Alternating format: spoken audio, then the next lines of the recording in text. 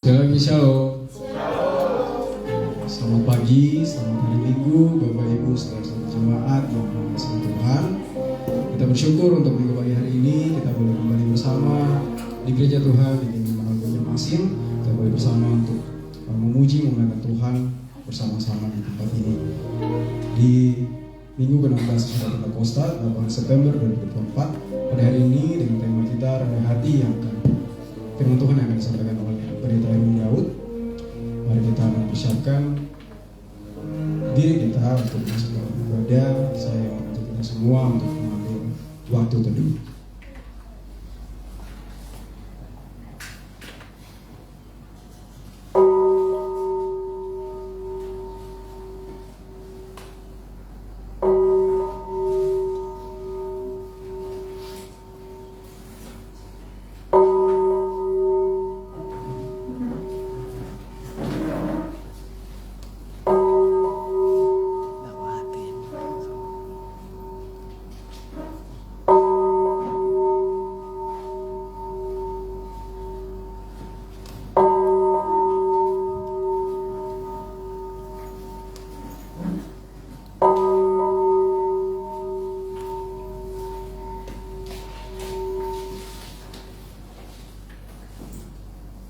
Bersama kita naikkan nyanyian rohani metodis 3, hormat bagi Allah Bapa.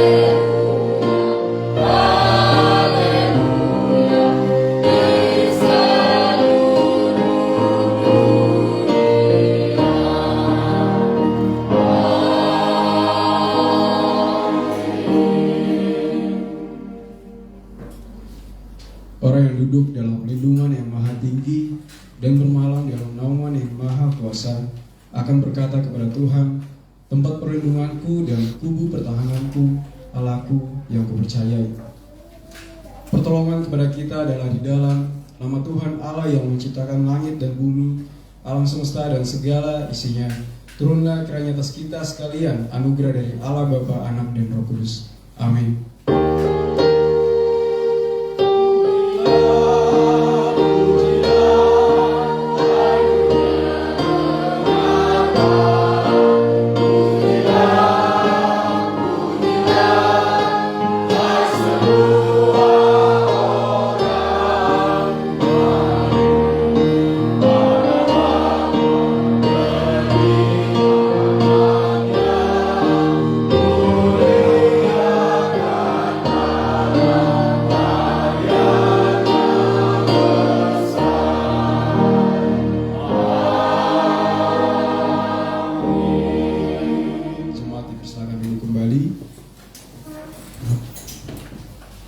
kita masuk ke dalam pengakuan dosa bagi kita secara pribadi, sambil diiringi oleh musik kita mengaku dosa-dosa kita di hadapan Tuhan.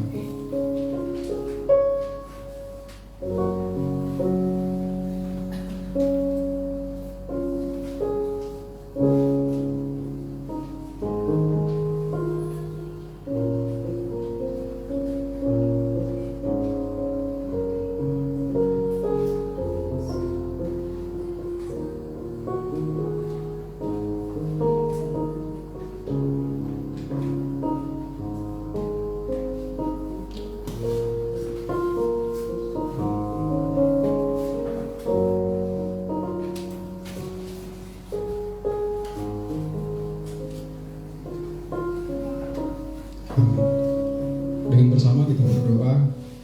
Bapa kami yang di sorga, dengan kasih-Mu Engkau telah menjadikan kami, dan dengan kasih-Mu Engkau telah menjaga kami, dan dengan kasih-Mu Engkau juga hendak menjadikan kami sempurna. Dengan rendah hati kami mengaku bahwa kami tidak mengasihi-Mu dengan segenap hati, roh, jiwa, seluruh tenaga kami.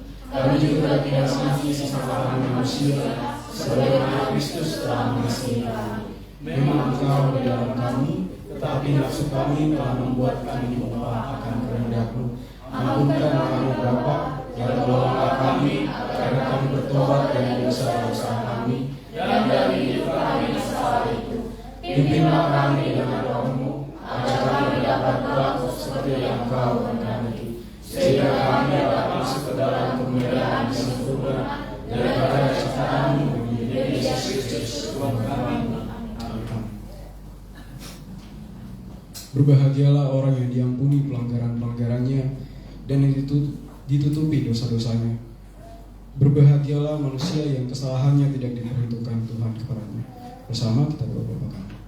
Bapa kami yang di surga, dikuduskanlah namamu, datanglah kerajaanmu, jadilah kehendakmu di bumi seperti di surga. Berilah kami pada hari ini makanan kami secukupnya, dan ampunilah kami kesalahan kami, seperti kami juga mengampuni orang yang bersalah kepada kami. Dan janganlah bawa kami ke dalam cobaan, tetapi lepaskanlah kami dari yang jahat. Karena Kau yang memberi kerajaan, kuasa, dan kebesaran. Amin. Kita menaikkan syukur kita kepada Tuhan dan pujian kita yang kencanglah dan melihatnya.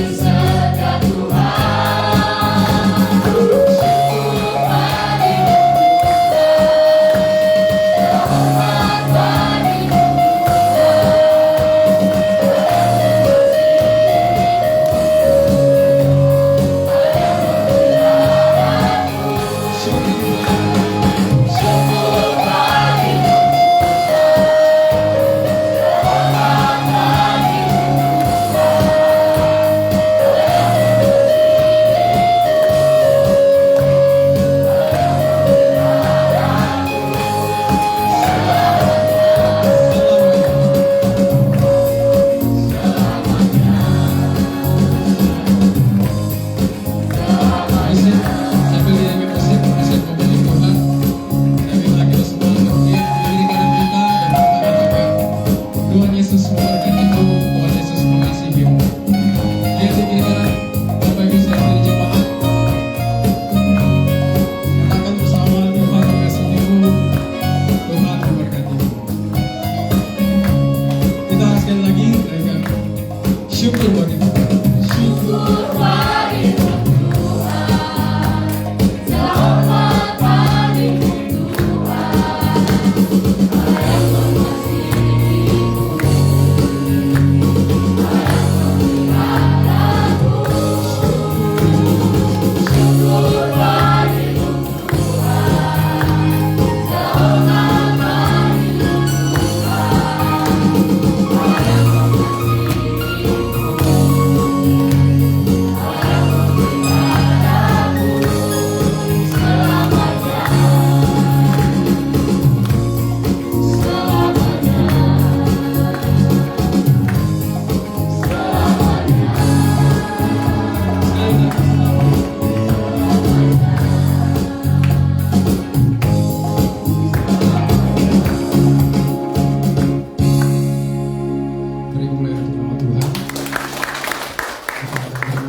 Yang Tuhan dari Mazmur 146 ayat yang pertama hingga ke-10 secara berganti-gantian, ayat yang ganjil oleh kaum pria dan ayat yang genap oleh kaum wanita, dan pada ayat terakhir kita akan bersama-sama. Kita mulai bersama yang saya kaum pria. Haleluya, pujilah Tuhan hai jiwaku. Aku hendak memuliakan Tuhan selama aku hidup, dan bermazmur bagi Allahku selagi aku ada. Janganlah percaya pada orang pesawat, kepada anak manusia yang tidak dapat memberikan keselamatan. Apabila nyawanya melayang, ia kembali ke tanah. Pada hari itu juga lenyaplah maksud-maksudnya. Berbahagialah orang yang mempunyai Allah Yakub sebagai penolong, yang harapannya pada Tuhan Allahnya.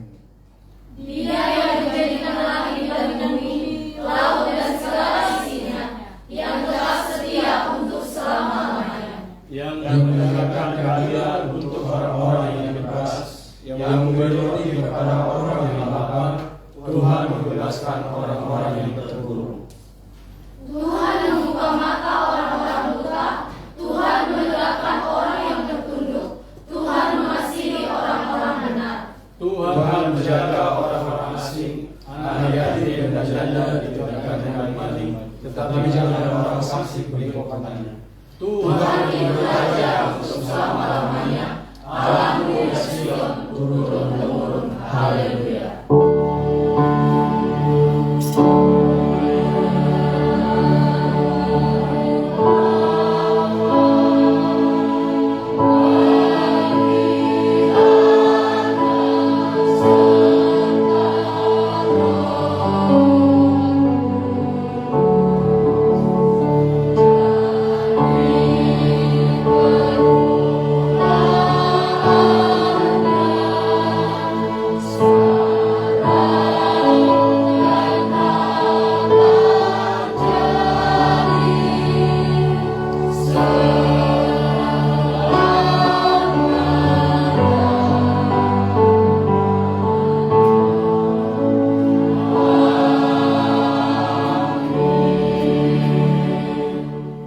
Bersama dengan umat percaya gereja di sepanjang abad dan tempat, kita mengaku pengakuan iman kita seturut dengan pengakuan iman Rasul.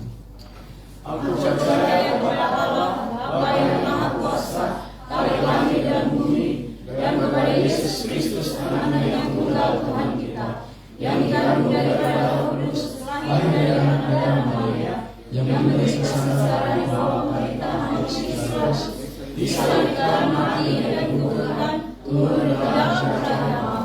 Pada hari yang ketiga, bangkit pula dari antara orang mati, naik ke surga, duduk di sebelah kanan Allah, Bapa yang Maha Kuasa, dan telah dilaksanakan untuk menghakimi orang yang hidup dan yang mati. Aku percaya kepada Roh Kudus, gereja yang bersama, persekutuan orang kudus, pengampunan dosa, kebangkitan daging, dan hidup yang amin.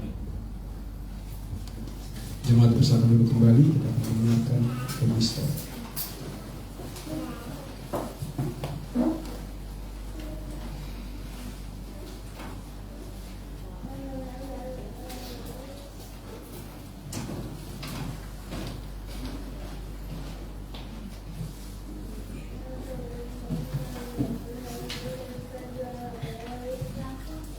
Epistel kita pada hari ini Yakobus pasal 2 ayat 1 sampai 17.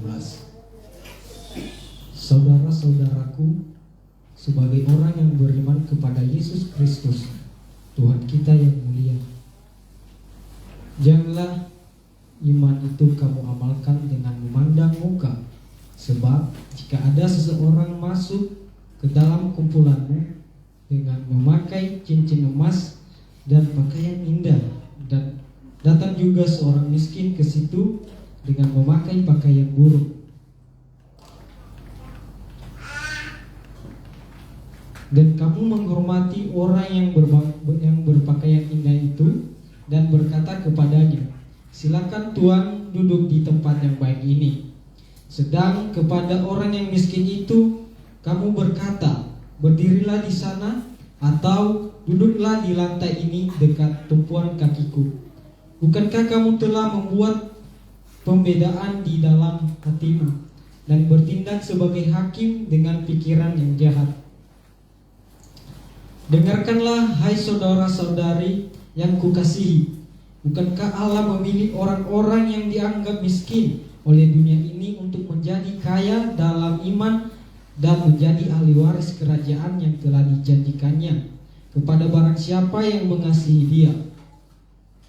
Tetapi kamu telah menghinakan orang-orang miskin. Bukankah justru orang-orang kaya yang menindas kamu dan yang menyeret kamu ke pengadilan? Bukankah mereka yang menghujat nama yang mulia, yang olehnya kamu menjadi milik Allah?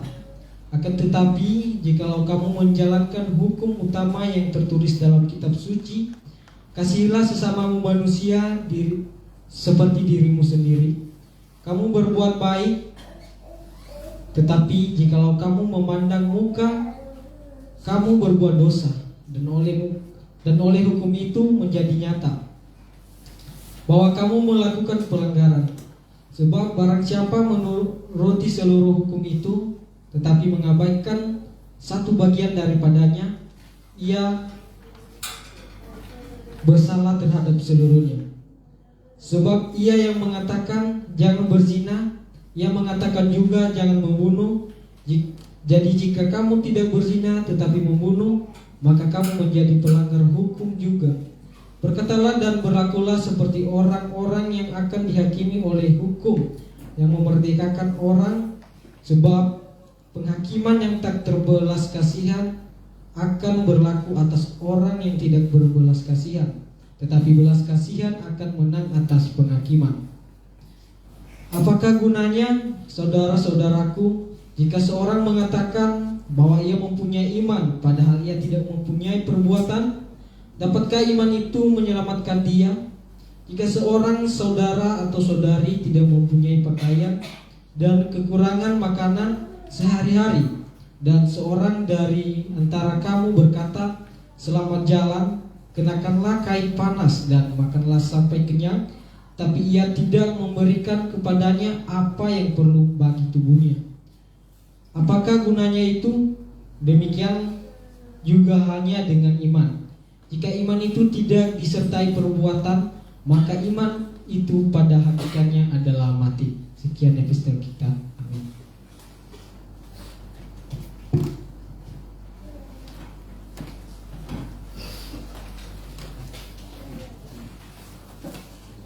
Berbahagialah setiap orang yang mendengarkan firman Tuhan serta melakukannya dalam kehidupan sehari-hari. Amin. Kita akan mendengarkan persembahan pujian dari P3RI.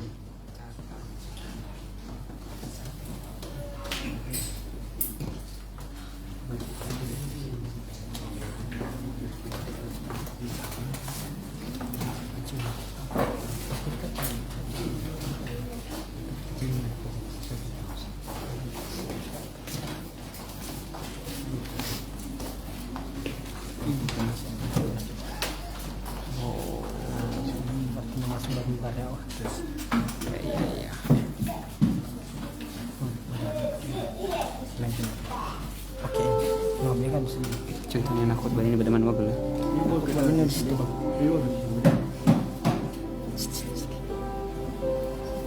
aja.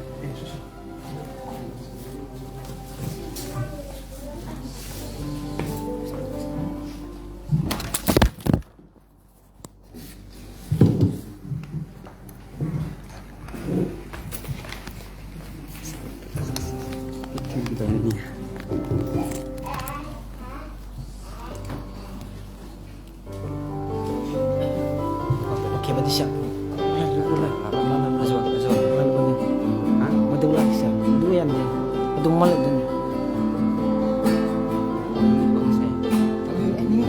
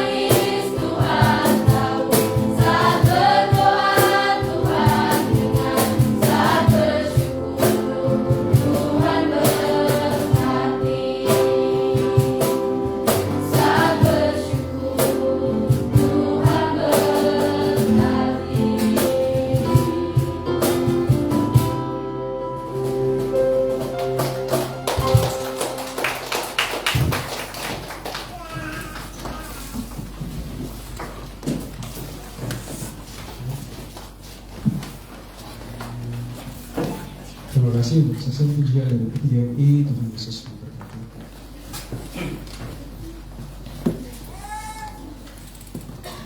Selanjutnya kita akan masuk dalam waktu Jumat.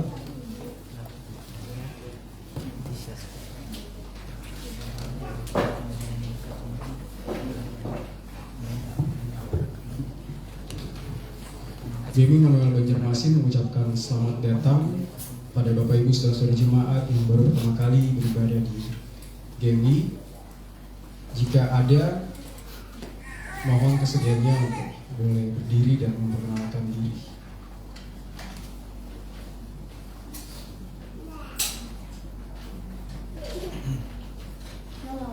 Shalom.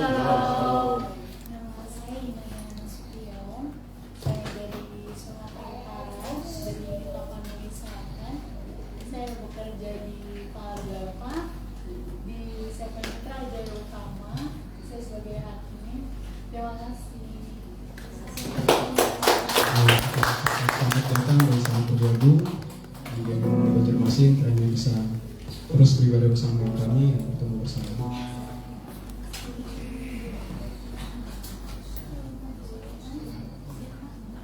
Baik, kita akan mendengarkan warta jemaat dari Panitia Kebaktian.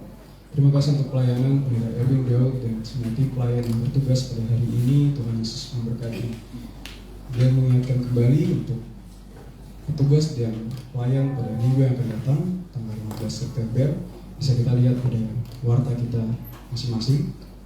Dengan pelayan firman Pendeta James Dumani, liturgis Saudari Beatrix Sitohan, pemungut pujian Saudari Menilai dan Melinda, musik sosial, pengacara pista, Saudara Skubar Sapresa, Syafaat, Ibu Sufitri Nanggolan, persembahan Saudari Berliana Putri Panggawean, Bapak streaming, Saudara Martin Terku, Bapak RCD, Saudara Yohanes Desler, persembahan pujian oleh kelas meeting Beatrix, dan penyambut jemaat oleh kelas meeting Ibu Sufitri dan sekolah minggu Saudari Maria Panggawean. Selanjutnya kita ucapkan terima kasih untuk persembahan konsumsi dari keluarga Bapak Didi Wijaya di GMI Jire Semarang. Terima kasih untuk persembahan konsumsinya. Yesus memberkati. Berikut dari Komisi Pelayanan dan Keuangan, kantung persembahan diedarkan 2 kantung untuk kas gereja dan juga persembahan ke depan adalah untuk persepuluhan. Selanjutnya bisa kita lihat pada warta kita untuk persembahan minggu pertama di bulan September dan juga jumlah kehadiran bisa kita lihat bersama dalam warta jemaat kita. Hamba Tuhan dan majelis jemaat mengucapkan terima kasih atas kesetiaan jemaat beribadah dan memberikan persembahan, terutama persembahan persepuluhan, janji iman dan ucapan syukur. Tuhan Yesus memberkati persembahan Bapak Ibu Saudara-saudari sekalian. Selanjutnya dari Komisi Keanggotaan dan Evangelisasi, hari ini setelah ibadah kita akan mengadakan kelas meeting serentak.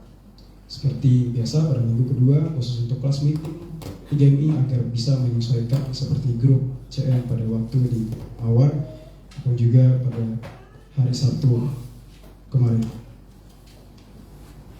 Selanjutnya bisa kita lihat bersama untuk ulang tahun jemaat di bulan September. Ada yang pertama ada Saudari Hareva, lalu ada Yohanes Erwin Daud, dan selanjutnya ada Timotius Pascal Sianipar.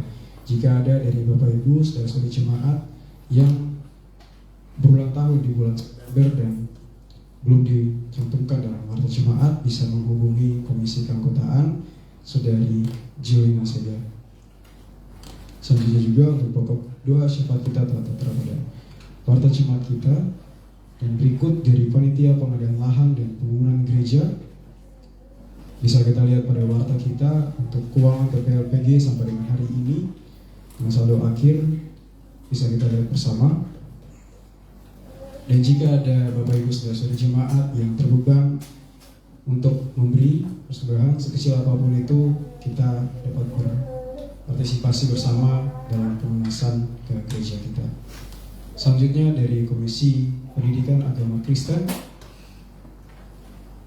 kelas katekisasi CD angkatan ketiga akan diadakan kembali, dan bagi yang akan mengikuti kelas ini agar bisa mempersiapkan diri.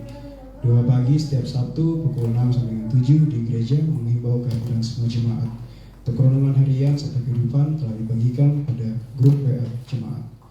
Selanjutnya untuk program Gemar Membaca Alkitab juga telah tersedia pada waktu kita, bisa kita baca untuk setiap hari.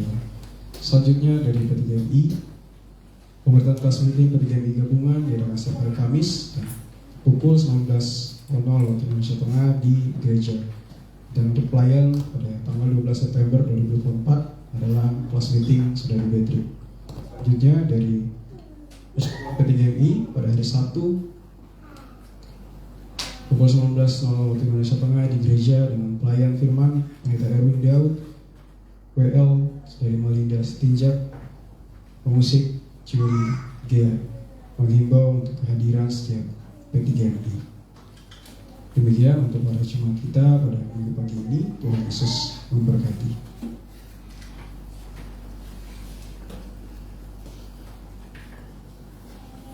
Kita akan bersama menaikkan doa syafaat kita. Dan sebelum itu kita kembali menaikkan pujian kita, Tuhan selalu menolong.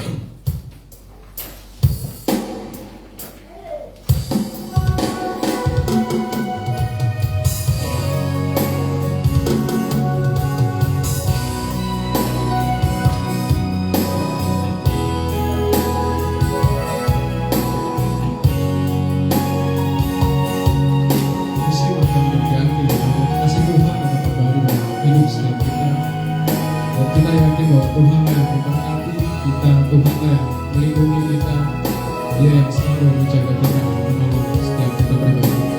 Kita bersama, musim akan selalu berbeda.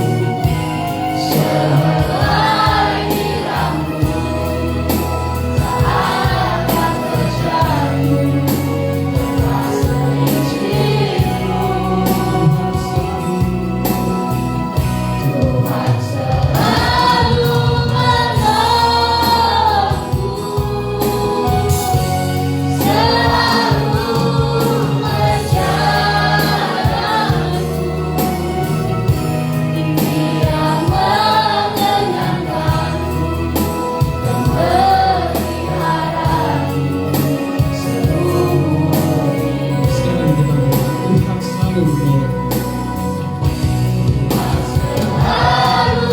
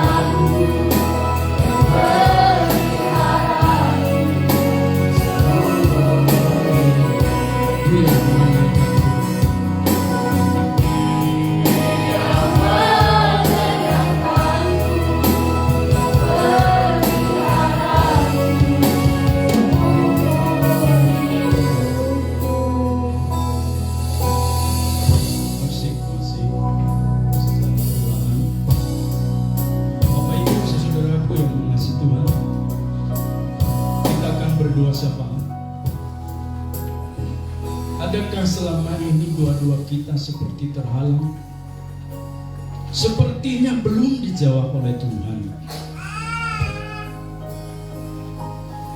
Mungkin kita perlu belajar rendah hati agar persekutuan kita dengan Tuhan menjadi lebih indah dan Tuhan mendengar seru doa kita.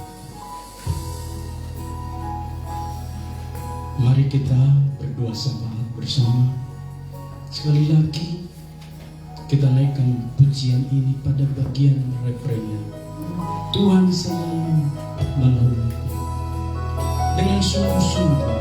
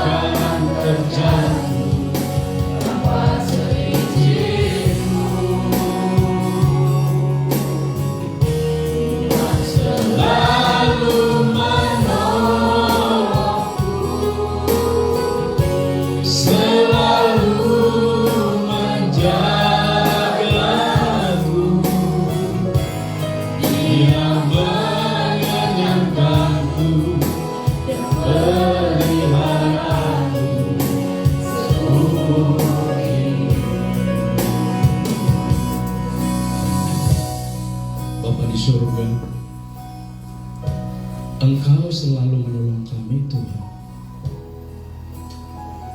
Dalam segala pergumulan perjalanan hidup kami sampai dengan hari ini, detik ini, di rumah ibadah ini,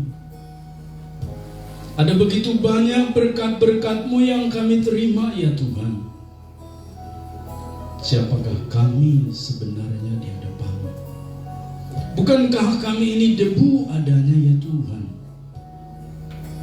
Ketika kami seperti hari ini, itu juga karena belas kasih anugerah Tuhan.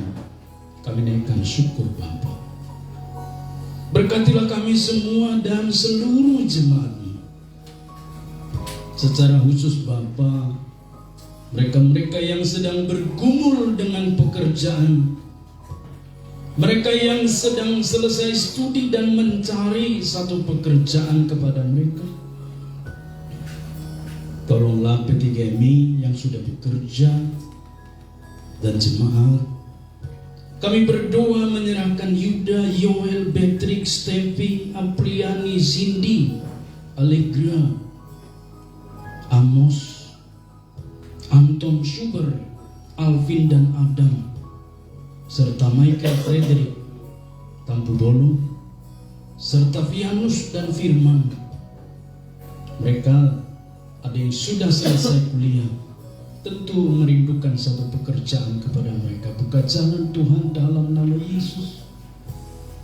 Juga Engkau memberkati, menolong mereka yang sudah bekerja agar mereka betah dan karirnya di sana terus meningkat, menjadi berkat bagi institusi atau perusahaan tempat mereka bekerja. Jangan biarkan mereka dipermalukan, ya Tuhan. Mereka merindukan pasangan hidup, ya Tuhan. Kami rindu, berikanlah kepada mereka pasangan yang sungguh-sungguh Tuhan persiapkan kepada mereka. Dan kami juga saat ini berdoa bagi mereka yang sedang sekolah. Eunike, Daniel, Nathan, Putri, Maxdri, Sosen, Theodora. Bahkan yang sedang magang, kami terus doakan untuk Mas Dayanti, Opelius, Hardin, Werni. Engkau menolong dan menopang mereka di sana, ya Tuhan, sehingga magang mereka juga berhasil. Jauhkan dari segala mara bahaya, buat sukses, sehingga mereka kelak kembali ke Banjarmasin menyelesaikan studi, dan mereka menjadi alat kebanggaan di tangan Tuhan yang memberkati keluarga mereka, terutama kebanggaan bagi orang tua mereka, Tuhan. Kami terus berdoa menyerahkan Tuhan dalam tangan kuasa-Mu untuk Delvrian, Marali, Oberti Susanto, Cici, Milik Niat, Ayu, Yuperning, Juli, Ranto, Wiwin, Minilai, dan Revi. Berkati mahasiswa-mahasiswa baru ini dan juga untuk Ria. Engkau memberkati mereka yang sudah boleh menjadi bagian dari keluarga GMI Immanuel Banjarmasin. Mereka mempunyai keluarga di Banjarmasin, ya Tuhan, GMI Immanuel. Berkat yang sedang berkuliah di WLM, Yohanes, yang menyelesaikan skripsi, Maria Jessica, Suryani, Boynus, Nixon, Martin, Ricardo, Rosalina, Hana, dan juga Oni, serta yang lain. Tuhan, kami terus doakan. Bahkan juga kami doakan untuk Luna yang sedang kuliah di Depok, di UI Fakultas Hukum, Solo, Nadia. Tuhan, kami menyerahkan mereka dalam tangan kuasa-Mu, berkati melimpah, jaga pelihara iman mereka kuat, sehingga mencapai tujuan yang telah Tuhan tentukan atas mereka, generasi penerus gereja di masa mendatang. Bapa di surga, kami terus berdoa untuk setiap jemaat. Engkau memberkati mereka, ya Tuhan. Kami juga menyerahkan, mempertaruhkan pemulihan Boynus yang sedang sakit, yang pemulihan untuk pinggangnya, Maria Jessica Panggabean, Ibu Moni, Ibu Melani, Yohanes. Kami terus berdoa supaya terjadi pemulihan kesembuhan, khususnya juga untuk Ibu Evi yang ada di Jakarta, yang berobat jalan di RSCM. Tuhan memberkati autoimun yang dideteksi ada pada tubuhnya, agar sembuh pulih dalam nama Yesus.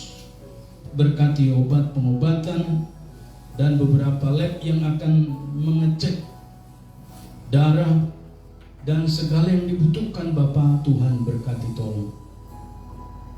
Kami mengucap syukur karena Engkau terus campur tangan, memberi semangat dan kekuatan baru. Kami berdoa juga untuk Linda Niat, saudara kakak dari Mili yang ada di Nias, berobat jalan, berkati, sembuhkan. Bahkan hamba-Mu Evangelis Bertius Halawa, guru MPT di Hayangin yang operasi kedua, Tuhan berkati dan pulihkan, sembuhkan. Berkati juga Mama Evangelis Novia Daud di Semarang yang beberapa waktu yang lalu stroke, dan pulihkanlah Tuhan. Juga Ibu Sarah Cinhiao, perutnya dan pengeroposan tulang belakang agar sembuh. Demikian dengan Leni, kami doakan. Bahkan setiap jemaat yang hari ini ada sakit penyakit, hari ini disembuhkan, dipulihkan, dilawat oleh Tuhan. Kami manikot kuasa-Mu menyertai jemaat ini. Kami mempercayakan Tuhan, pertolongan Tuhan memberi kesembuhan.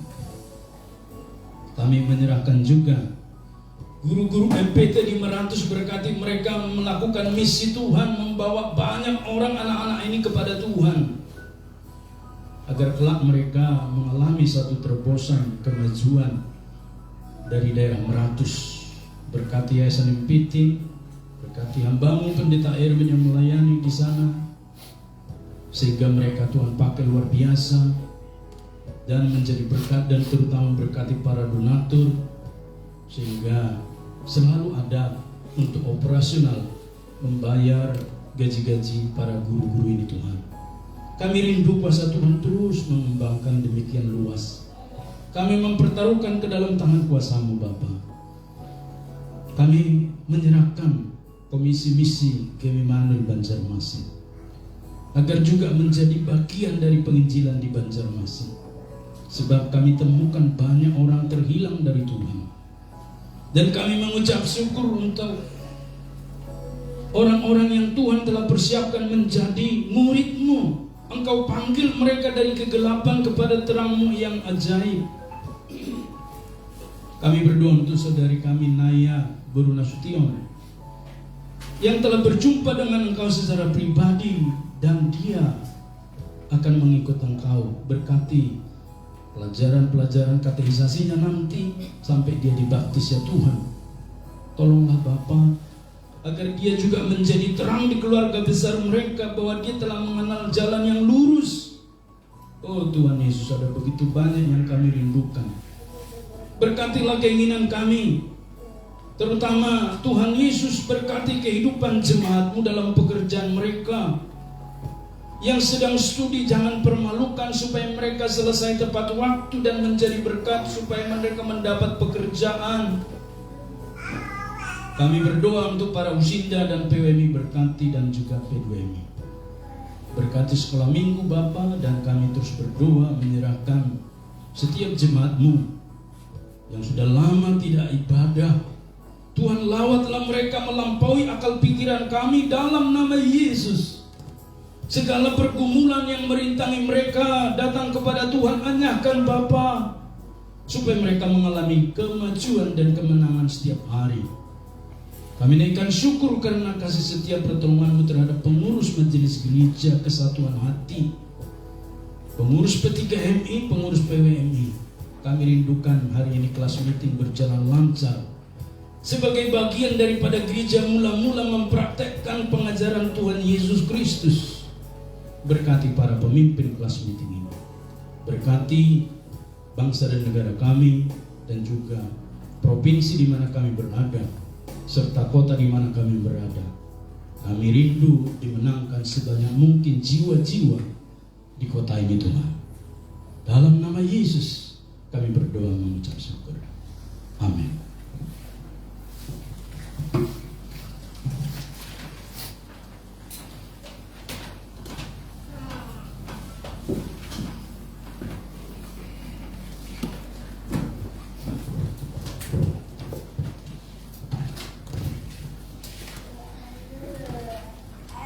Untuk menyambut kebenaran firman Tuhan yang disampaikan oleh Pendeta Herwin Daud, kita bersama menaikkan pujian Ku Kagum Hormat Akan Kau. Ku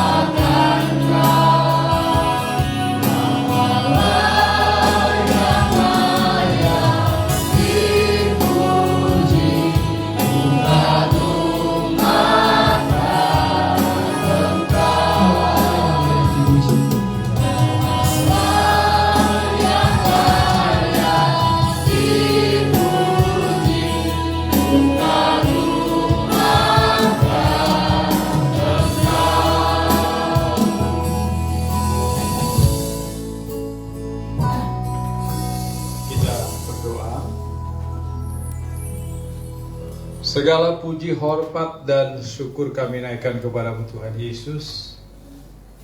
Kalau untuk yang kesekian kalinya kami boleh mendapatkan kasih karunia Tuhan, dipersatukan dan dipersekutukan di dalam ibadah raya minggu ini.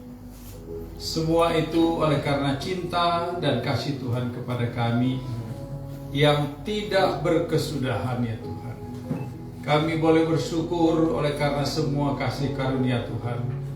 Dan kali ini Tuhan kami akan membaca, merenungkan sebagian firman-Mu yang mengingatkan kami tentang nasihat-nasihat kebenaran firman-Mu.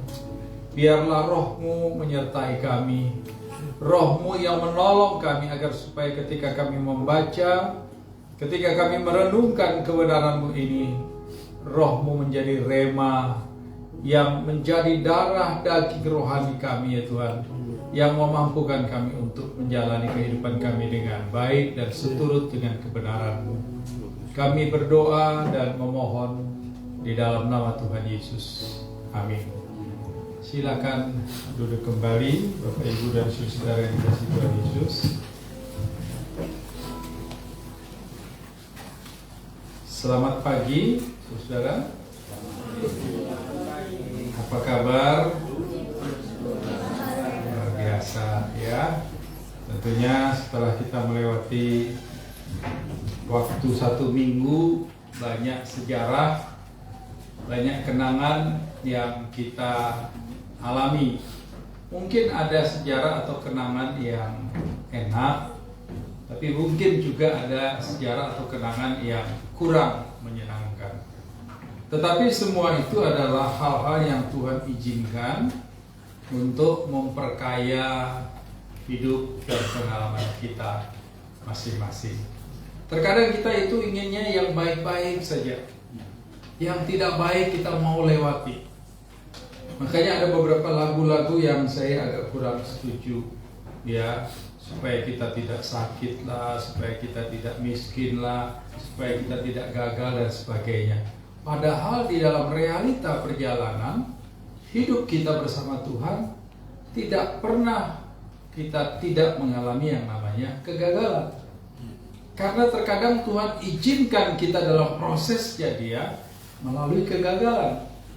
Tuhan izinkan kita menjalani prosesnya Dia melalui sakit penyakit. Ya. Tetapi kalau kita tidak banyak mengenal kebenaran Tuhan, maka kita mungkin bisa menyalahkan Tuhan ketika kita mengalami hal-hal yang kita tidak inginkan. Nah, oleh sebab itu, saudara-saudara yang terkasih di dalam Tuhan Yesus, beberapa tahun yang lalu, sekitar awal tahun 70 dan 80, 90-an, muncullah satu teologia, satu pengajaran yang disebut dengan teologia atau pengajaran tentang kemakmuran. Ya, yang isinya pengajarannya itu mengajarkan bahwa kalau percaya Tuhan, kita pasti sukses. Kalau percaya Tuhan, kita pasti berhasil. Kalau percaya Tuhan, kita pasti akan sehat terus, tidak mati-mati. Kalau percaya Tuhan, kita pasti akan terus bisa melewati segala sesuatu dengan penuh kemenangan. Tetapi ini adalah satu pengajaran yang melupakan bahwa ketika Yesus berkata, ikutlah aku dan pikulah apa? Salibku. Artinya ketika kita mengikut Tuhan, suka atau tidak suka, mau atau tidak mau, sadar atau tidak sadar, pasti ada salib. Salib itu kan bentuk dari sebuah penderitaan. Ya, salib itu adalah gambaran dari sebuah penderitaan. Kita lihat ketika Yesus disalib di dalam film yang terakhir dibuat oleh Mel Gibson, bagaimana menderitanya Tuhan Yesus ketika memikul salib itu. Ya, salib itu yang diberikan kepada Tuhan Yesus adalah salib yang bukan salib seperti ini, yang sudah diolah begitu bagus, begitu licin. Enggak. Bentuk salib yang diberikan kepada Tuhan Yesus itu kasar sekali. Dan ketika Yesus sebelum disalib, dianiaya dulu. Belakangnya itu dicambuk berkali-kali. Sehingga ketika dia ada di atas tiang salib, dia masih bernafas. Dan ketika dia tarik nafas, dia lepas nafas, tubuhnya itu terus bergerak ke atas dan ke bawah, dan bergesekan terus dengan kayu salib yang sangat kasar itu. Menderitanya minta ampun. Saudara pernah sakit gigi? Masih punya gigi semua? Coba keluarkan giginya. Ya, pernah ya sakit gigi? Aduh, nggak pernah saya dengar orang sakit gigi sambil tertawa terus nyanyi. Ya, kalau nyanyi pun juga adu mama, adu bapak begitu ya. Nah, ada yang senang dan ceria ketika sakit gigi. Wajahnya itu mengerikan. Ya, karena orang sakit gigi itu sampai di kepala ini rasanya mau pecah, ditusuk-tusuk. Saudara pernah? Saya tanya, ada yang punya hati? Semua punya hati. Pernah sakit hati? Wah, makanya ada lagu yang berjudul Sakitnya Hati Ini. Di lagu, tapi aku rindu. Bohong. Sudah sakit hati tapi rindu pula. Ya. Bencinya hati ini, tapi aku bohong. Nggak ada ya. Kalau orang udah sakit hati, pasti itu ekspresinya beda. Orang sakit gigi, ekspresinya beda. Kepalanya sakit, ekspresinya beda. Nggak ada orang yang suka sakit betul. Tapi Tuhan izinkan ada sakit, karena Tuhan sedang memproses orang untuk memiliki pengalaman rohani yang luar biasa. Teologi kemakmuran memanjakan orang sedemikian rupa sehingga melupakan salib yang harusnya ada di dalam setiap kehidupan orang percaya. Nah, di dalam pelajaran ini, pengajaran ini sebenarnya ada satu hal yang ingin dibunuh, ditiadakan di dalam sifat manusia, yaitu tentang kerendahan hati.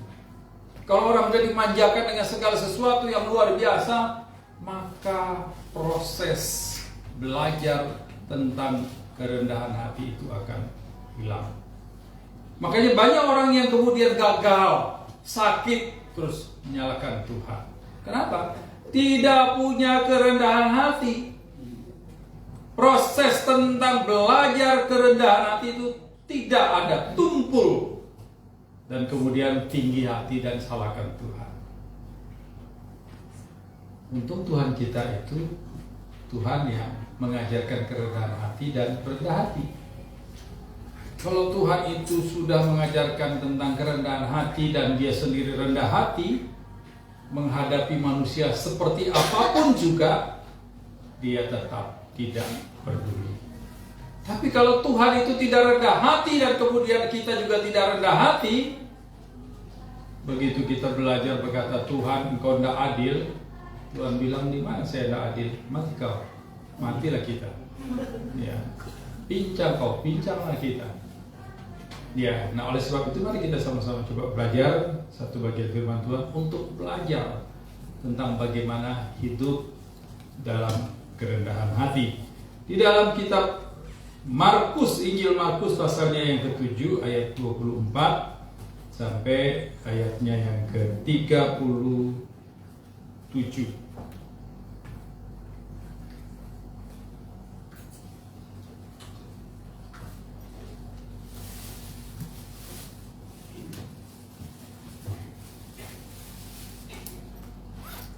Ya, mari kita sama-sama lihat Markus pasalnya yang ke-7 ayat 24.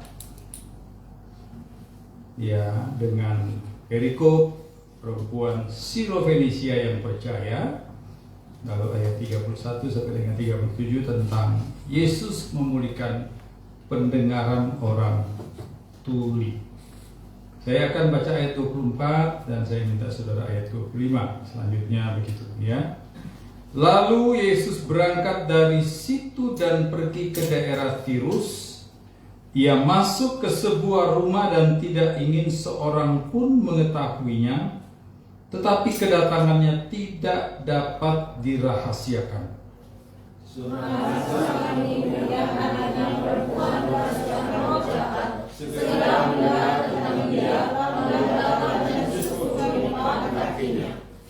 Perempuan itu seorang Yunani keturunan Siro-Fenisia. Ia memohon kepada Yesus untuk mengusir setan itu dari anak perempuannya. Lalu Yesus berkata kepadanya, "Biarlah anak-anak kenyang dahulu, sebab tidak patut mengambil roti yang disediakan bagi anak-anak dan melakukannya kepada anjing." Perempuan itu menjawab, "Benar Tuhan. Namun anjing yang di bawah meja juga makan remah-remah yang dijatuhkan anak-anak." Maka kata Yesus kepada perempuan itu, "Karena kata-katamu itu, pergilah sekarang, sebab setan itu sudah keluar dari anakmu." Perempuan itu pulang ke rumahnya lalu didapatinya anak itu berbaring di tempat tidur dan setan itu sudah keluar. Kemudian Yesus datang kepada yang tidak sedang dengan orang bisa pergi ke danau Galilea, yang kepada daerah Dekapolis. Orang membawa kepadanya seorang yang tuli dan gagap dan memohon kepadanya supaya ia meletakkan tangannya di atas orang itu. Sehingga mereka sendiri ia memasukkan jarinya ke dalam orang itu, lalu ia menggunakan dan meraba lidah orang itu. Sambil menengadah ke langit, Yesus mendesah dan berkata kepadanya, "Ephata," artinya terbukalah. Maka terbukalah telinga orang itu dan seketika ia terlepas segala pengikat lidahnya, lalu ia berkata-kata dengan baik. Yesus memperingatkan mereka supaya jangan menceritakannya kepada siapapun juga. Namun makin dilarangnya, makin luas mereka memberitakannya. Mereka takjub dan tercengang dan berkata, "Dia menjadikan segala-galanya baik, yang tuli dijadikannya benar, yang bisu dijadikannya berkata-kata." Amin. Saudara yang dikasihi Tuhan Yesus Kristus, cerita tentang perempuan Siro-Fenisia yang anaknya disembuhkan ada juga di dalam bagian lain di dalam kitab Injil, khususnya di dalam kitab Matius pasal 15 ayat 21 sampai dengan ayatnya yang ke-28. Kalau kita melihat dan membaca bagian-bagian ini, maka karakter yang menonjol dalam cerita ini adalah masalah emosional dan harga diri. Saudara bisa bayangkan ketika wanita yang sangat membutuhkan pertolongan karena anak tunggalnya sakit, ya, dia tidak ingin ada kata-kata yang negatif. Ya, ini kan sangat umum ya. Kalau saudara bilang sama orang tua, "Ma, saya sakit." Terus orang tua jawab, "Siapa suruh mandi hujan?" Kira-kira enak nggak? Pasti nggak enak ya. "Ma, saya nggak punya uang." Siapa suruh nggak kerja? Kan nggak enak ya. "Ma, saya nggak cantik." Siapa suruh nggak ganteng? Ya, kan nggak enak. Ya, ketika anaknya betul-betul sakit, ya, karena kerasukan setan, ibu ini pasti gemetar, gentar, dan sangat-sangat merindukan ada tangan yang bisa menolong dan menyembuhkan ini. Dan harapannya dia cuma satu, kepada Yesus. Ibu ini adalah orang lokal, orang Yunani, penduduk asli yang tidak percaya kepada Tuhannya orang Yahudi, apalagi kepada Yesus. Tapi ketika dia berhadapan dengan Yesus, dia tidak menggunakan kata Yesus atau bro, tapi dia katakan Tuhan. Kalau dalam bahasa aslinya adalah satu kata yang sama diucapkan dengan orang-orang Yahudi. Adonai, Tuhanmu Tuhanku juga. Dan dia menempatkan posisinya Tuhan Yesus itu sebagai posisi yang benar dan tepat sekali. Karena ada harapan yang begitu luar biasa yang diharapkan dari Yesus. Tapi ketika itu Yesus memberikan jawaban yang tidak seperti yang dia inginkan. Ya, Yesus bilang, saya mau kasih makan anak-anak saya dulu. Ya, bahkan dia menggunakan satu kata yang cukup perih kalau dianu dengan hati. Karena anak-anak saya lebih penting. Ya, saya tidak mau kasih ke anjing dulu. Saya mau kasih ke anak-anak saya dulu. Dan kalau kita lihat dalam kisah Matius pasalnya yang ke-15 ayat 21 sampai 24, ada beberapa kali Tuhan mengungkapkan sebuah pernyataan-pernyataan yang tidak sesuai dengan keinginan perempuan ini. Tapi begitu dia ditolak pertama kali, dia maju pertanyaan yang kedua. Ditolak pertanyaan yang kedua, permintaan yang kedua, dia maju ke permintaan yang ketiga. Dan ini menunjukkan bahwa wanita ini adalah seorang wanita yang punya self-control, kontrol diri, yang punya satu karakter hidup yang betul-betul bukan seorang yang emosional dalam arti negatif, bukan seorang yang sombong, bukan seorang yang menjaga harga dirinya. Tetapi kita perhatikan, di dalam menghadapi ujian yang luar biasa ini, wanita ini tetap menjawab dengan jawaban yang menunjukkan bahwa dia seorang yang penuh harapan. Tapi di dalam harapannya itu dia terus memohon dengan penuh kerendahan hati. Kenapa? Karena dia tahu siapa yang dia minta. Itu sebabnya di awal dia berkata Tuhan. Karena dia tahu bahwa pribadi yang ada di depannya itu bukan manusia biasa, bukan orang biasa, tetapi Tuhan. Tuhan yang ada di atas segala-galanya. Dan ketika dia mendapatkan jawaban yang terus melewati ujian-ujian yang luar biasa, dan pada akhirnya saudara, dia mendapatkan hadiah yang sangat besar sekali. Anaknya dikatakan sembuh. Waktu dia pulang lihat anaknya sudah sehat, sudah segar, ya, nggak pakai yang namanya simsalabim, nggak pakai yang namanya sembur-sembur, nggak pakai yang namanya jamah-jamah, tolak-tolak, tampar-tampar, nggak ada. Saya minggu lalu ke pedalaman, agak sedih sekali karena ada salah satu anak murid kami yang waktu 17 Agustus kemarin ibunya juga ikut. Padahal waktu itu ibunya sudah sakit, tapi dia tetap ikut. Bahkan sempat ngobrol dengan tim kita sampai jam 12 malam. Dia dalam keadaan hamil 8 bulan. Dan ketika tim kami pulang jam 5 pagi, beberapa anak-anak datang dan bangunkan, kasih tahu bahwa ibu ini sudah meninggal dunia.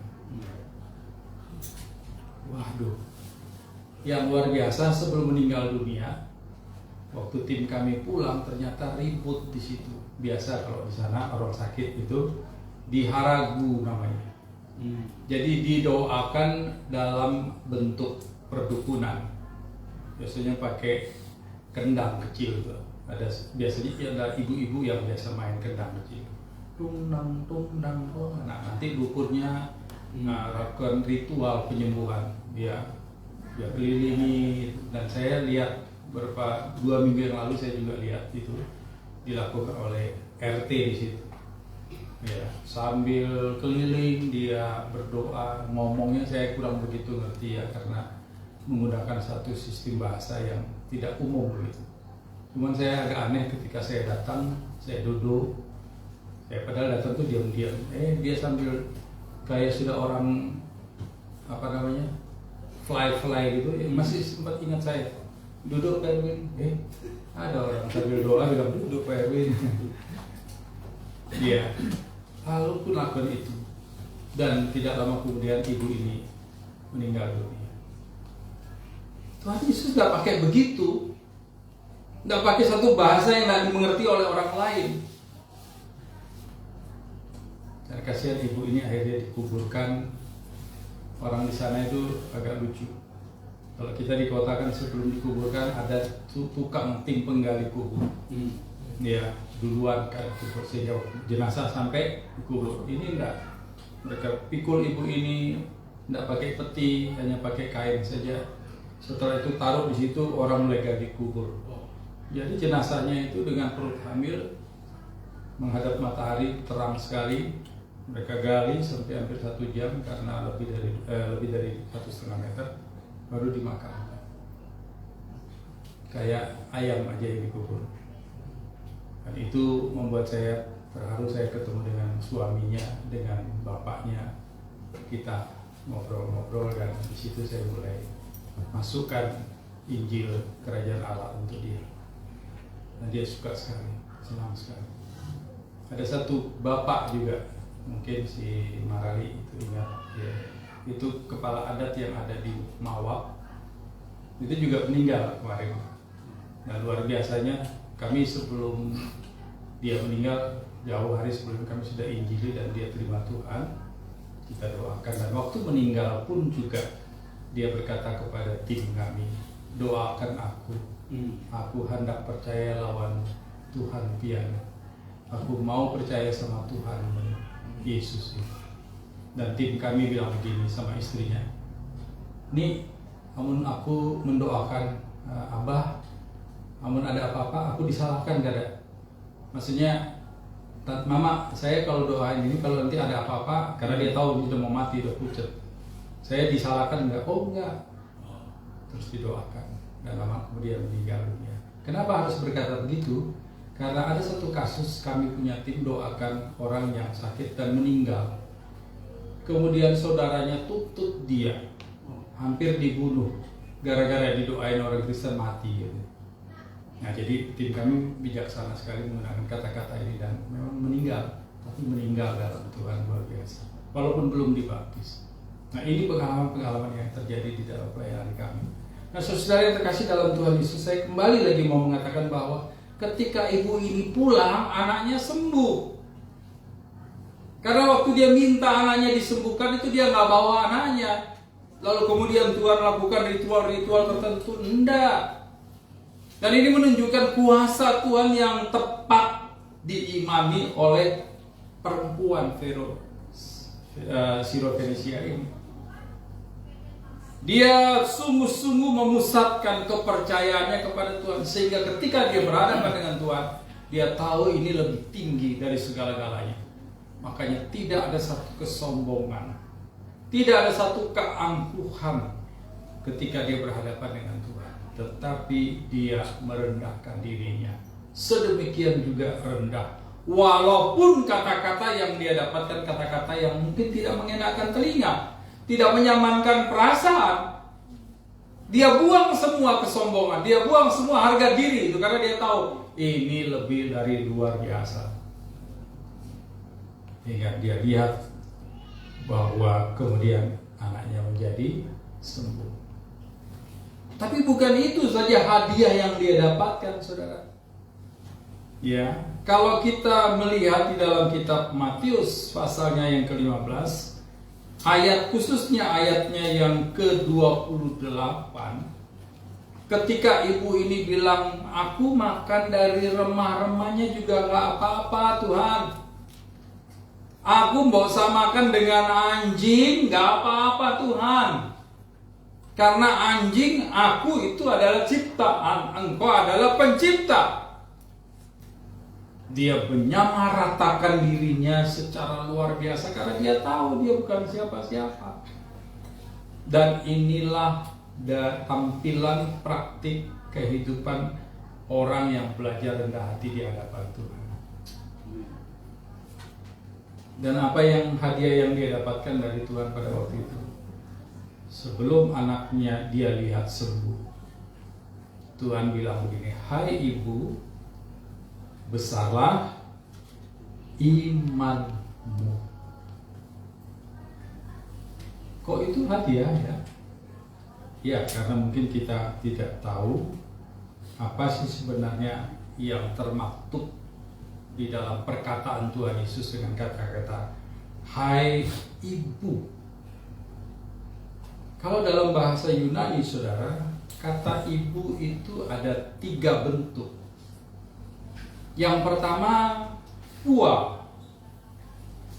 Ya, jadi kalau saya panggil Ibu Yuli, ya saya panggil ibu karena ibu sudah perempuan yang sudah menikah. Ya, nah mungkin saya panggil Ibu Kenny, gitu ya, Ibu Ayu, atau Nenek Kenny, Nenek Ayu, kan nggak mungkin karena statusnya masih perempuan belum menikah. Tapi kalau sudah menikah, sudah punya suami, punya anak, maka statusnya itu menjadi ibu, wanita yang sudah menikah dan yang sudah punya anak. Nah, itu secara umum dipanggil Pua. Permisi Bu, permisi Pua, halo Bu, halo Pua. Tapi ada satu istilah lagi yang menyangkut tentang nama ibu ini, tentang status ibu, namanya adalah mater. Ya, mater. Mater ini adalah ibu juga, tetapi disebutkan ibu untuk wanita yang suaminya atau dia punya jabatan. Kayak istrinya Pak Jokowi lah. Ya. Ibu siapa namanya? Ibu Iriana. Ya. Nah, Ibu Iriana itu lahirnya di Irian itu, kalau nggak salah, ya. Kalau enggak ya biar aja di Irian, ya. Ibu Iriana itu kalau dalam istilah yang digunakan dalam bahasa Inggris dia disebut dengan apa itu? Mother. Kalau untuk bahasa Yunani dia disebut dengan mater. Istri presiden, istrinya menteri, istrinya gubernur, itu jabatannya atau panggilannya adalah mother.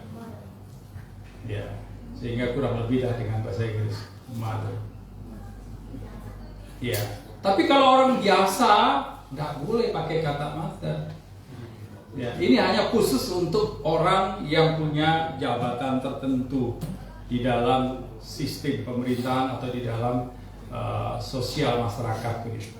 Nah, kata yang ketiga untuk ibu itu adalah gunai. Ya. Nah, gunai ini tidak bisa digunakan kepada semua wanita. Karena hanya dengan satu wanita saja. Yaitu dengan mama saya sendiri. Jadi kalau saya panggil mama saya tidak boleh panggil dia dengan kata Pua. Saya nggak boleh dengan menggunakan kata mater, tapi gunai. Ya, mama. Saudara bisa lihat, Yesus orang mana, perempuan ini orang mana. Yesus orang Yahudi, Israel Tulen, perempuan Siro-Fenisia ini orang Yunani, penduduk Kanaan yang tidak percaya kepada Tuhan. Apa hubungannya? Tidak ada hubungan darah, tidak ada hubungan keluarga. Tapi ketika melihat iman dan kerendahan hatinya, Yesus bilang, Mama. Kalau di dalam bahasa Yunaninya itu di dalam kitab Matius 15 ayat 28. Ho gunai megale sohepistis. Ho gunai megale sohepistis. Oh mama, besar sekali imanmu. Oh mamaku, besar banget imanmu. Jadilah seperti yang engkau kehendaki. Hadiah yang pertama, anaknya disembuhkan. Hadiah yang kedua, statusnya itu bukan lagi perempuan biasa di dalam mata Tuhan, tetapi dia dijadikan keluarga karena kerendahan hati. Dan saudara, kata gunai di dalam seluruh Alkitab, khususnya Perjanjian Baru, hanya 2 kali digunakan. Yang kedua digunakan ketika Yesus disalib.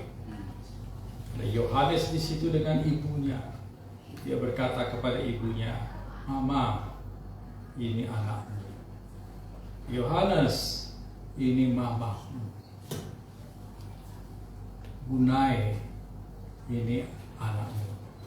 Yohanes, ini Gunai, ini juga mamamu. Yohanes bukan siapa-siapa, tapi Yesus meletakkan dia dengan status, ini mamamu. Ini Yohanes, ini anakmu. Setiap orang yang hidupnya ditaruh di dalam Tuhan, setiap orang yang hidupnya dipercayakan kepada Tuhan, setiap orang yang imannya menyatu dengan Tuhan dan meletakkannya di dalam Tuhan, mereka disebut dengan anak-anak Allah. Seperti yang ada di dalam kitab Yohanes 1 ayat 12. Barang siapa yang percaya kepada Dia, maka dia akan menjadi anak-anak Allah, keluarganya Allah. Maka tidak salah ketika wanita ini mempercayai imannya dengan sungguh-sungguh kepada Tuhan dan mengalami ujian yang luar biasa, dan dia hadapi ujian itu dengan rendah hati. Hadiah terbesarnya adalah anaknya sembuh, dan hadiah terbesar lainnya adalah dia masuk dalam kategori keluarga Allah, menjadi wanita terhormat, menjadi ibunya Tuhan Yesus. Kalau hari ini orang Katolik menganggap bahwa ibunya Tuhan Yesus, Maria, ya secara biologis, secara fisik, tapi sesungguhnya setiap orang yang percaya, setiap wanita yang hidup rendah hati di hadapan Tuhan, dia adalah ibunya Tuhan Yesus. Makanya ketika perempuan Yunani ini mengatakan, "Aku nggak masalah makan seperti dengan apa yang dimakan oleh anjing," Yesus katakan, "Hobunai, mamaku, megale so hepis." Saudara-saudara yang terkasih di dalam Tuhan Yesus Kristus, ajaran Tuhan Yesus tentang kerendahan hati yang sudah dipraktekkan secara luar biasa, ini adalah satu pelajaran tentang hal-hal yang paling penting di dalam kehidupan kita. Dan beberapa kali Alkitab menyinggung dan mengajarkan tentang kerendahan hati. Karena persoalan rendah hati itu adalah persoalan yang sangat penting, tetapi sekaligus juga merupakan persoalan yang sangat sulit dipraktekkan dalam hidup saya dan saudara. Ya. Tetapi kenapa ini diajarkan dan kenapa ini penting? Alasannya karena rendah hati itu adalah sifat Allah. Kalau Allah sifatnya rendah hati, anak Allah harusnya juga sifatnya rendah hati. Allah sudah mempraktekkan kerendahan hatinya secara luar biasa. Ya, di dalam kitab Filipi pasalnya yang kedua, itu ayat 1 sampai dengan ayat yang ke-11 menjelaskan bagaimana dia yang adalah pemilik kerajaan Allah tinggal di tahtanya yang mulia, tinggalkan tempat itu. turun ke dalam dunia menjadi seorang manusia hamba. Jadi merendahkan sedemikian rupa bukan hanya sekedar merendahkan saja, tapi betul-betul rendah sampai pada tingkat yang paling bawah. Tidak asal-asal, ya, tidak hanya gimmick, tidak pura-pura, tidak abu-abu dalam merendahkan dirinya, tapi betul-betul merendahkan diri sampai pada tingkat yang paling bawah, padahal dia pemilik tempat yang paling tinggi. Seberapa mampu kita merendahkan diri di hadapan Tuhan, di hadapan manusia? Mungkin pada waktu-waktu tertentu kita tidak bisa merendahkan diri. Ya, kalau kita tidak bisa merendahkan diri di hadapan Tuhan dan mengikuti sifat Tuhan, maka akan banyak hal-hal yang negatif yang kita bisa lakukan. Bisa malas, ya, bisa orang belajar bilang koler, ya, koler itu malas. Mungkin contoh yang sederhana saya mau sampaikan. Kalau kita tidak rendah hati, ya harusnya kita beribadah kepada Tuhan, harusnya kita berdoa kepada Tuhan. Kita berani lawan dengan kemalasan kita. Dan ini menunjukkan bahwa kerendahan hati kita itu masih belum tuntas, masih belum maksimal. Kalau kita punya kerendahan hati di hadapan Tuhan dan itu maksimal, maka ketika kita mau malas, kita takut. Kita mulai berpikir, aduh, Tuhan aja di sini, saya kok di atas Tuhan nih. Kalau Tuhan aja berdoa, beribadah, kenapa saya kok enggak? Kenapa saya tidak lakukan seperti sifatnya Tuhan? Jadi kenapa ini penting diajarkan? Karena memang kita punya Tuhan yang sifatnya itu juga adalah rendah hati. Kalau dia rendah hati, kita juga harus belajar rendah hati.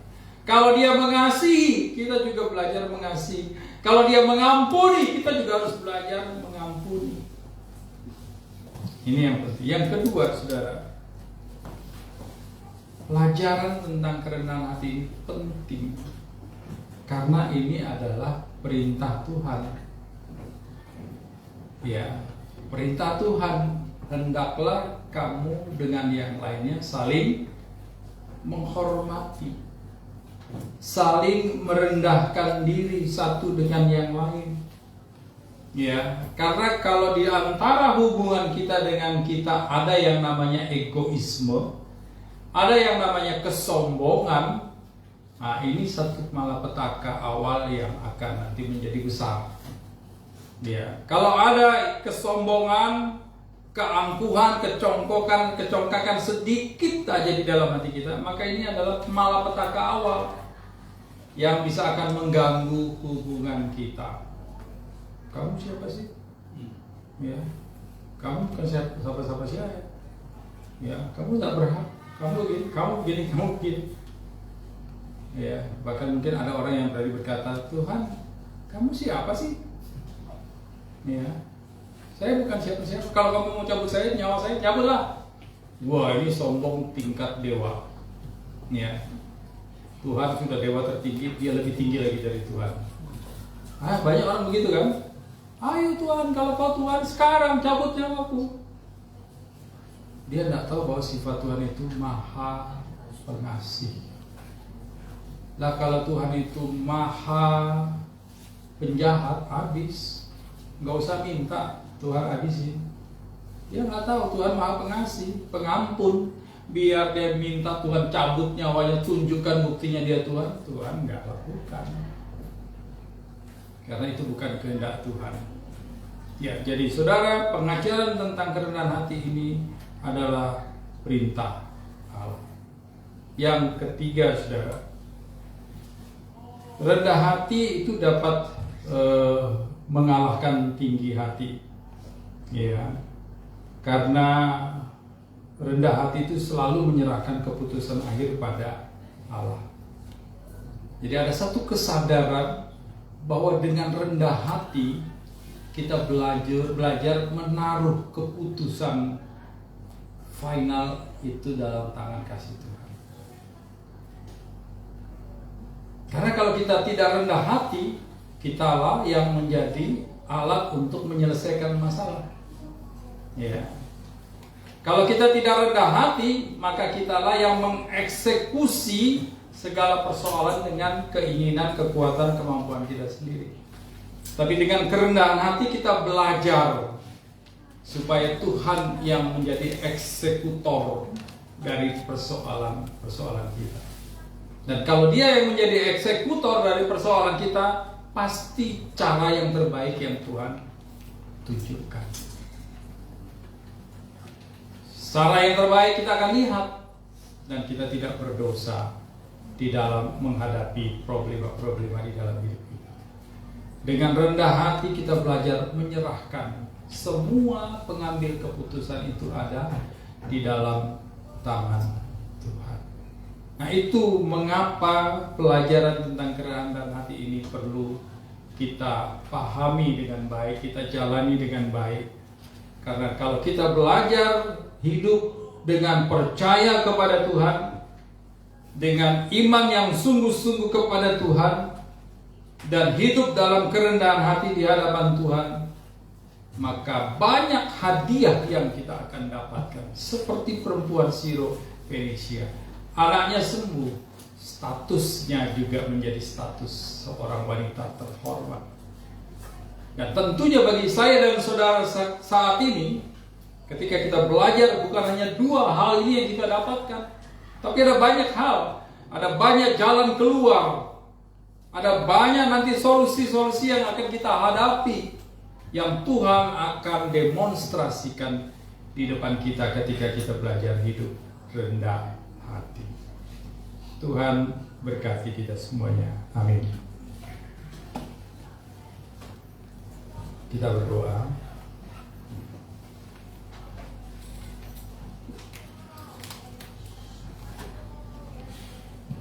Tuhan Yesus, kami bersyukur pagi ini kami boleh belajar tentang kerendahan hati yang menjadi satu pergumulan dalam hidup kami, karena kami selalu digerogoti dengan sifat tinggi hati.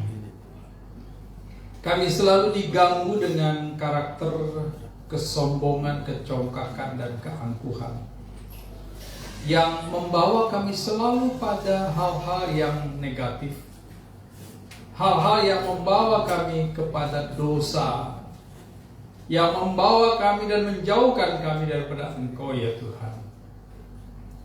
Tetapi kerendahan hati menuntun kami kepada Tuhan, seperti perempuan Siro Fenisia yang semakin mengalami ujian, tetapi dengan iman, percaya, dan kerendahan hatinya, dia dibawa kepada satu pemahaman yang luar biasa, yaitu dia tahu bahwa Tuhan adalah Tuhan yang maha tinggi, dan dia tahu siapa dia sesungguhnya ya Tuhan di hadapan Tuhan.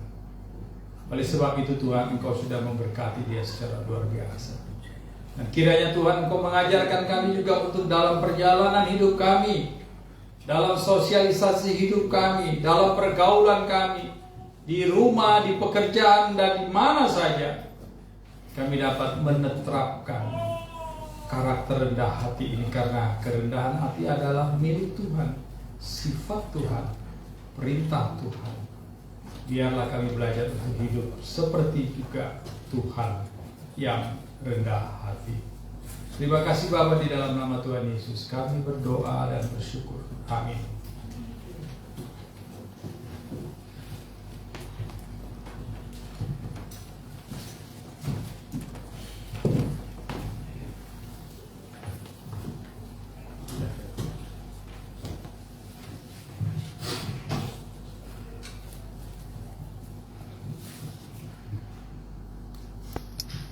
Bersyukur untuk firman Tuhan yang begitu memberkati.